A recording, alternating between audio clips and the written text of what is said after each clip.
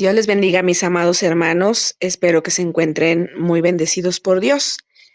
Y bueno, el día de hoy quiero compartir con ustedes este tema de suma importancia, el cual se titula la conversión. Ya que la conversión es un tema que nos definirá como verdaderos cristianos. Y para esto, amados hermanos, nuestra cita inicial está ubicada en Primera de Tesalonicenses, capítulo 1, versículo 9.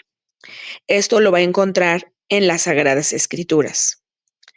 Dice la palabra de Dios así: porque ellos mismos cuentan de nosotros la manera en que nos recibisteis y cómo os convertisteis de los ídolos a Dios, para servir al Dios vivo y verdadero. Amén. Y vamos a continuar definiendo lo que significa la conversión. Y para ello estaremos usando algunos comentarios y diccionarios bíblicos. El diccionario bíblico Certeza, la palabra conversión significa un volverse o regresar a Dios.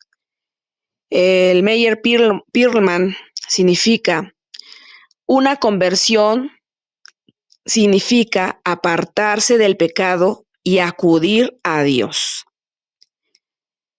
El diccionario bíblico Nelson nos amplía un poquito más el tema de la conversión y vamos a ver que dice que en el Antiguo Testamento la palabra hebrea que se traduce a conversión es shuv, que significa regresar, volverse, y es un llamado de atención para dejar de lado prácticas idolátricas y volver a Dios.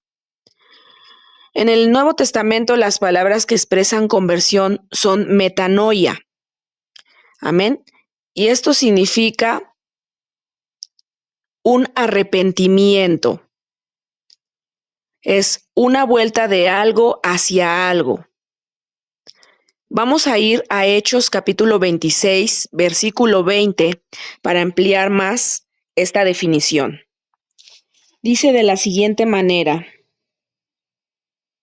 sino que anuncié primeramente a los que están en Damasco y Jerusalén y por toda la tierra de Judea y a los gentiles que se arrepintiesen y se convirtiesen a Dios, haciendo obras dignas de arrepentimiento.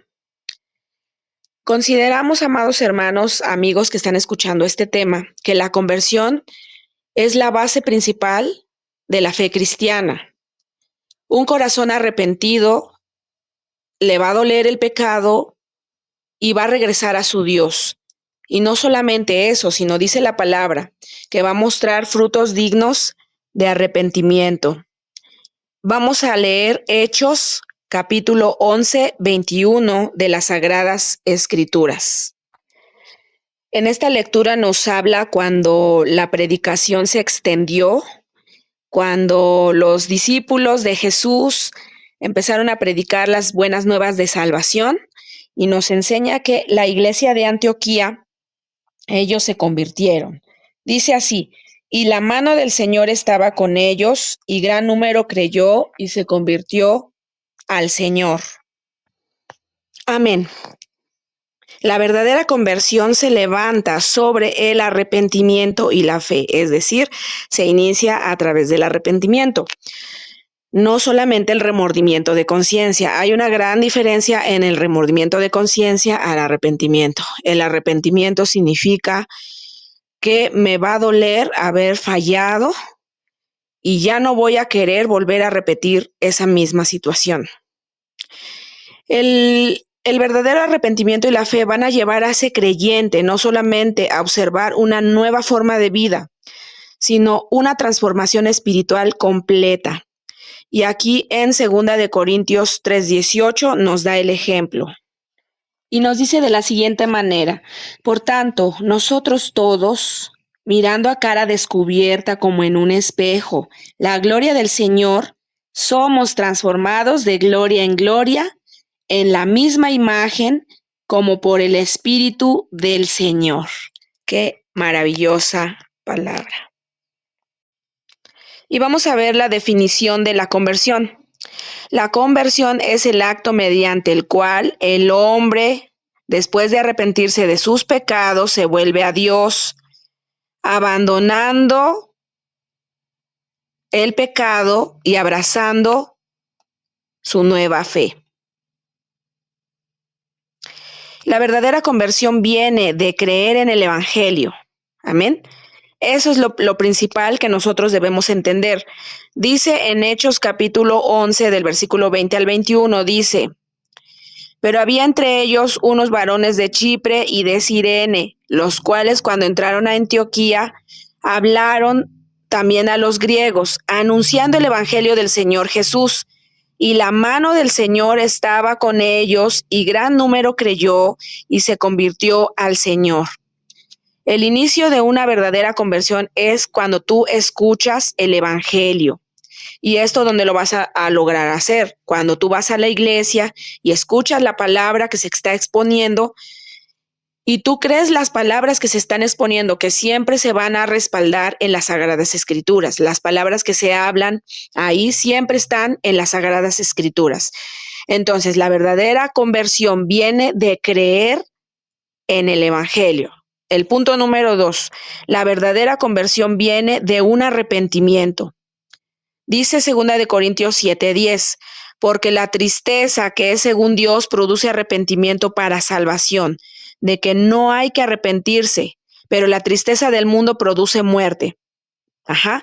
Entonces, la tristeza que según dice aquí la palabra, que es según Dios, produce arrepentimiento. Es decir, hermanitos, cuando yo estoy cansado de vivir la vida que llevo y digo, ya no quiero vivir de esta manera, me arrepiento. Es decir, me duele en el corazón haber fallado a Dios, me duele en el corazón seguir cometiendo estos errores, ya no los quiero cometer, me voy a voltear de pensamiento, ya no voy a hacer esto, voy a hacer lo contrario. Entonces esto es el verdadero arrepentimiento. Pero cuando nosotros, hermanos, estamos en las cosas vanas, hay muchas cosas que producen en nosotros tristeza, destrucción, y nosotros estamos ahí basados. Eso nos va a traer muerte al final, hermanos. Nos va a traer una muerte espiritual primeramente, después destrucción de mi familia, destrucción de mí mismo. Sí, produce un gozo momentáneo, pero al final eso me va a producir una gran tristeza. Es lo que significa que te producirá muerte. Y punto número 3, la verdadera conversión produce salvación. Dice en Hechos 3:19, así que arrepentíos y convertíos para que seáis borrados vuestros pecados, para que vengan de la presencia del Señor tiempos de refrigerio. El Señor te da una indicación en este versículo, pero también te da una promesa. Él te dice, arrepiéntete, conviértete, para que sean borrados tus pecados y para que vengas a la presencia del Señor y tú tengas esos tiempos de refrigerio, esos tiempos de paz. Vamos a ver un ejemplo de una verdadera conversión, la vida del apóstol Pablo. Su vida antes de la conversión era una persona que era religiosa, él era una persona estudiada, él estudió las leyes, en todo lo que podamos conocer. Él era un doctor de la ley. Y también era una persona muy celosa en sus creencias, de tal manera que él dice la palabra que cuando en su tiempo muchos discípulos empezaron a predicar la palabra de Dios, empezaron a creer muchas personas, este apóstol le empezó a dar mucho coraje y dice que para ese entonces el cristianismo también estaba prohibido, porque para ellos era una secta, para ellos era algo nuevo.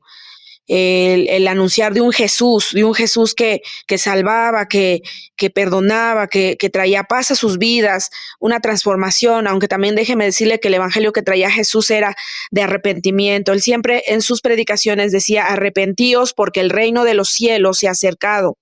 Entonces este Pablo, que primeramente se llamaba Saulo, dice la palabra que él en su celo de su religiosidad, él iba a perseguir cristianos porque estaba prohibido. Entonces él llegaba a donde sabía que había cristianos y los arrastraba y se los llevaba hasta el lugar donde los iban a apresar. Entonces dice la palabra que él iba a Damasco, a una ciudad donde él se había enterado de que habían convertidose varios cristianos. Entonces en el camino se le aparece nuestro Señor Jesucristo a través de una luz resplandeciente, el cual lo tiró del caballo donde él iba. Y dice que la palabra del Señor, que esa luz se veía tan tremenda y él decía, ¿quién eres tú? O porque oía una voz, decía, Saulo, Saulo, ¿por qué me persigues?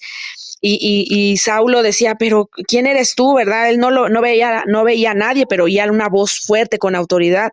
Y en ese momento la voz le responde, le dice, yo soy Jesús a quien tú persigues.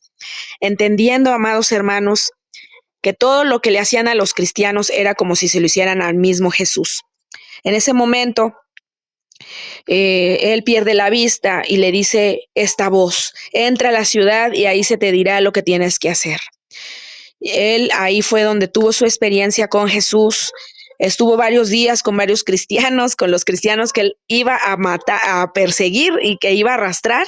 Esos cristianos le abrieron las puertas de su casa, lo atendieron y le terminaron de indicar la verdadera palabra, el verdadero mensaje de salvación que Dios tenía para él. Él acepta ese regalo de salvación, se convierte, se arrepiente de sus pecados y comienza una nueva vida. Y ahí en Hechos 26, versículo 19 al 20, nos menciona que él ya convertido, ahora tenía que dar testimonio de su fe frente al rey Agripa. Y ahí dice la palabra del Señor en Hechos 26 del 19 al 20, por lo cual, oh rey Agripa, no fui rebelde a la visión celestial, sino que anuncié primeramente a los que están en Damasco y Jerusalén y por toda la tierra de Judea y a los gentiles que se arrepintiesen y se convirtiesen a Dios, haciendo obras dignas de arrepentimiento. Amén. Entonces aquí entendemos, amados hermanos, que Dios, Él no hace excepción de personas. Él a todos nos hace un llamamiento a convertirnos a Él. Primeramente, arrepentirnos y a tener un cambio de vida. Y por último, mis amados hermanos, desde el principio Dios nos ha llamado a convertirnos. Dice segunda de Crónicas 7:14, y con esto culmino, si se humillare mi pueblo, sobre el cual mi nombre es invocado, y oraren y buscaren mi rostro, y se convirtieren de sus malos caminos, entonces yo oiré desde los cielos, perdonaré sus pecados y sanaré su tierra. Jesucristo hoy te está llamando a una verdadera conversión. Humillarnos delante de su presencia, que el pecado que hay en mí me constriña dentro de mí y me haga tener un verdadero arrepentimiento, que no me sienta en paz estando de esta manera. Dice la palabra que si tú humillas tu rostro, lo invocas, oras, lo buscas, te conviertes de tus malos caminos, dice que entonces el Señor te va a oír desde los cielos y Él va a perdonar tus pecados y va a sanar tu tierra. Cuando nos habla de sanar tierra, puede sanar tu familia, puede restaurar tu matrimonio, puede sanarte a ti, puede restaurar tu ser. Así que, amado hermano, amigo, hoy te invito a que tú aceptes el llamado de la conversión. Dios te bendiga.